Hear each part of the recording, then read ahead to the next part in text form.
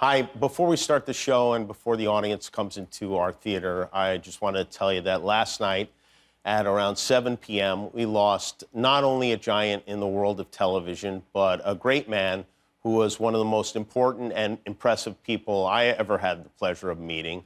His name was Norman Lear. Norman was the genius who brought us some of the greatest television shows and characters of all time, All in the Family, Good Times, The Jeffersons, Maude, The Facts of Life, Different Strokes, Sanford and Son, One Day at a Time, Mary Hartman, Fernwood Tonight. It's an incredible list, and he was an incredible person. He changed situation comedy in the best way possible. He taught us so much about so many serious things, always making us laugh while he did it. And everyone who works in or even watches television owes him a great debt, especially me. I was fortunate enough to work with Norman on several projects over the last 5 years, including live revivals of some of his greatest shows, and I loved him dearly. He was so funny. For the holidays, the year before last, my wife and I sent him a shirt.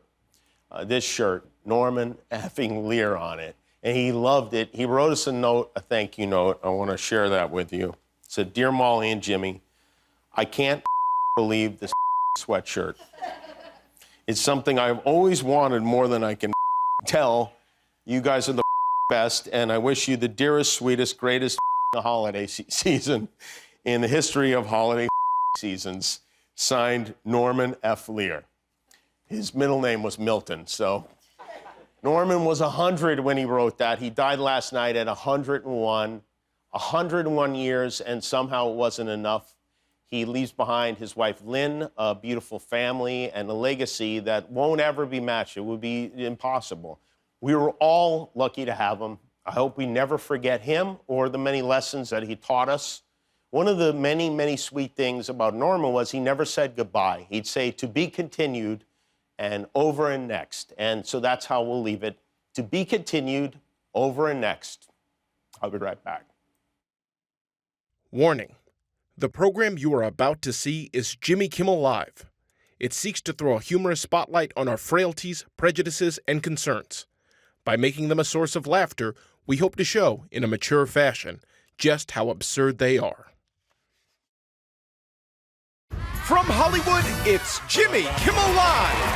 Tonight, Mahershala Ali, Greta Lee, and music from Grupo Frontera with Clito and the Clito. And now, Jimmy Kimmel.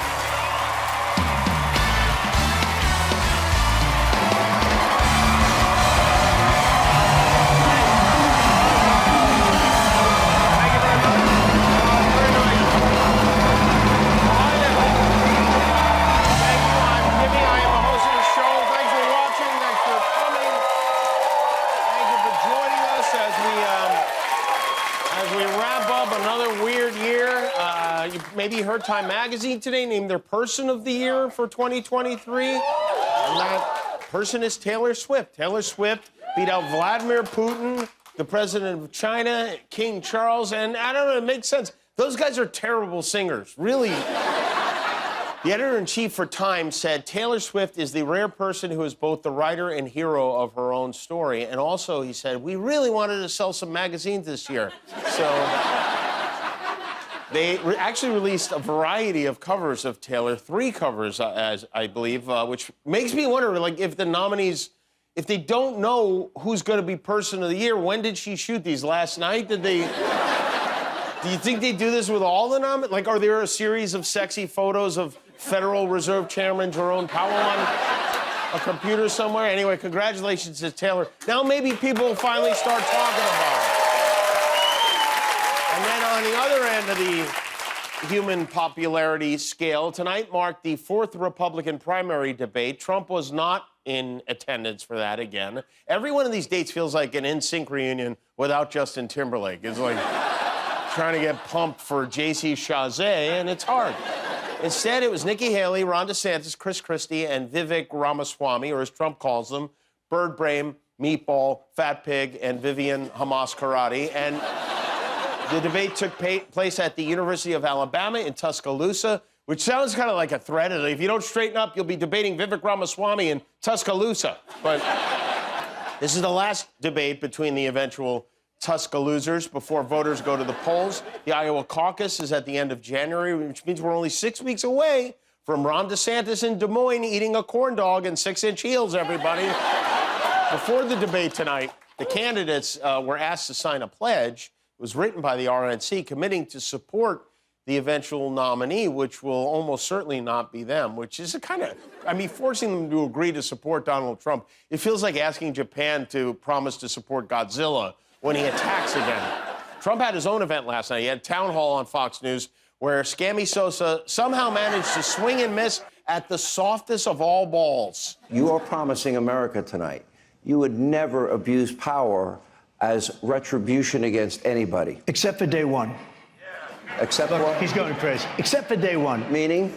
I want to close the border, and I want to drill, That's drill, not drill. That's not retribution. I'm gonna be, he keeps, we love this guy. He says, you're not gonna be a dictator, are you? I said, no, other than day one. Right. He'll only be a dictator on day one, as opposed to the rest of the time where there's no tater, just dick. We'll go with.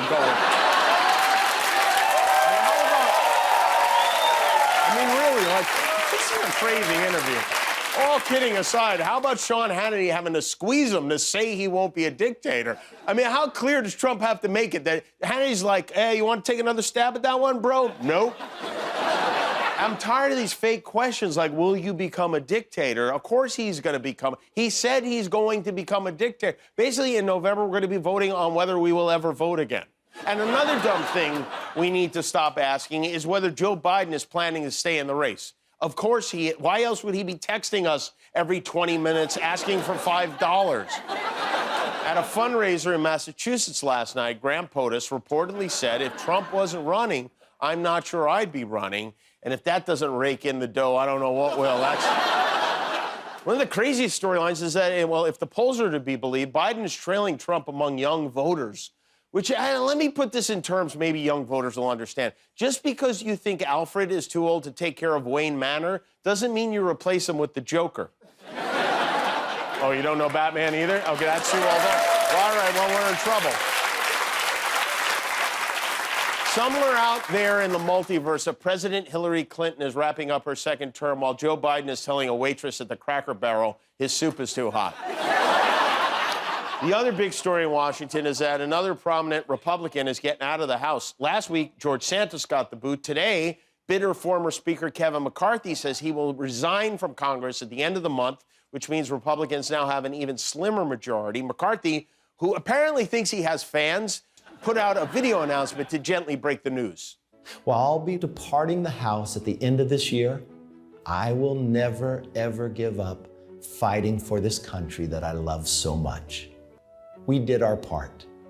And when the stakes were the highest, we rose to the challenge. Wait, who is this we he's talking about? We were willing to risk it all, no matter the odds, no matter the personal cost. Simply put, we did the right thing. Thank you, God bless you, and God bless America. See you in hell. That's a wrap. I'll miss that dummy. I'll miss his ventriloquist doll, too.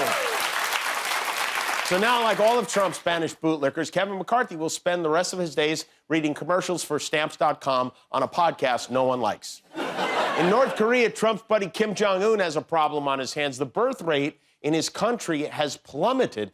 They say the drop is due to malnutrition, poverty, and the fact that having a baby in North Korea means the baby would have to live in North Korea. On Monday, Kim appeared at something called the National Conference of Mothers, and by all accounts, he was shedding tears. It's hard to tell when he's crying because he's always glistening like a glazed honey-baked ham, but he wasn't, and everyone else was like, we better cry too. And they were just, he's very sensitive. They say that whenever he feeds an uncle to a pack of dogs, he's bummed for like a week. Well, it's time for some help with the elf. If you're a parent who has an elf on your shelf, this is your reminder, your nightly reminder to move it, and also an idea for what you can do with it. Tonight, Just crack open a bottle of tequila and give the elf a straw, like Guillermo before the show, right? Yeah, every day, every day, yes. Oh. The MyPillow man, Mike Lindell, has been in a really good mood lately because a district judge in Georgia ruled that folks like Mike, who are suing to replace voting machines with paper ballots, should not be referred to as conspiracy theorists. For whatever reason, Mike feels totally vindicated by this and would like to celebrate with a return appearance on our show. By the way, Jimmy, this whole show vindicates Mike Lindell, so I think I should come back on your show. You owe the country an apology for everything you've been saying about Mike Lindell and mocking him, that he's a conspiracy theory and all this stuff, theorist. And so I fully expect that Jimmy will have me back on, Brandon. What do you think? I think he will. Plus, he's just looking for an excuse to have you back because he likes you. For an excuse. And tell, hey, Jimmy, I got the tinfoil hat. I'll get to take that off on your show. I think that'll be nice, huh? Yeah. We'll put you in a pair of tinfoil underpants instead. Now, sadly, I don't think we have a spot for Mike on our show before we go on break this year, but I understand he has a new holiday special on his channel. Did you know that? And I would love to be a part of that.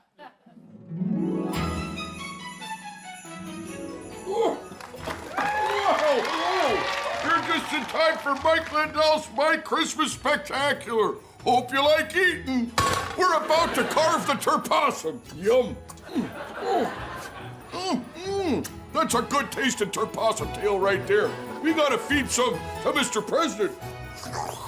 Oh, he ate the whole thing.